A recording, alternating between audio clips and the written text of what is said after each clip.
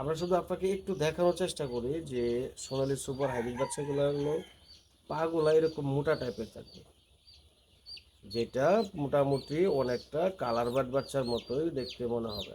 আজকে 5 দিনই মোটামুটি বেশ হৃষ্টপুষ্ট এবং বড় সড়ো। এইগুলো হলো সোনালী সুপার হাইব্রিড বাচ্চা। আমরা এখানে গত 5 দিন আগে 1000 সোনালী সুপার হাইব্রিড বাচ্চা পাঠাই আমাদের গাজীপুরের শ্রীপুরের সাতকামারে।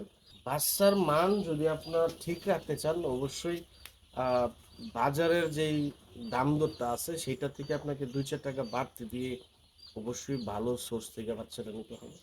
আর যদি এমনটা চিন্তা করেন যে না আমার শুধু বাচ্চা হলেই হচ্ছে, তো সেই ক্ষেত্রে যার কাছ থেকে আপনি বাচ্চা নিতে পারেন, সেই ক্ষেত্রে মালের কোয়ালিটি, বাচ্চার যেই সঠিক টাইমে ওজন চলে আসা, আপনার মর্টালিটির হার, আপনার মোরগ এবং ঢেকির যে বিষয়টা, সেই দিকে আপনি হচ্ছিল মানে আপনাকে ছাড় দিতে হবে।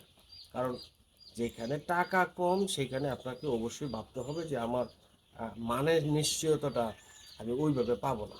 তবে আপনার যদি একান্তই গুণগত মানসম্পন্ন কোয়ালিটি সম্পন্ন সোনালী হাইব্রিড, সুপার হাইব্রিড, সোনালী ক্লাসিক এই জাতের বাচ্চাগুলো আপনার প্রয়োজন মনে করেন, আমি আপনাকে একেবারে হ্যাচারি থেকে সংগ্রহ করে আপনার খামারে পৌঁছে দিব।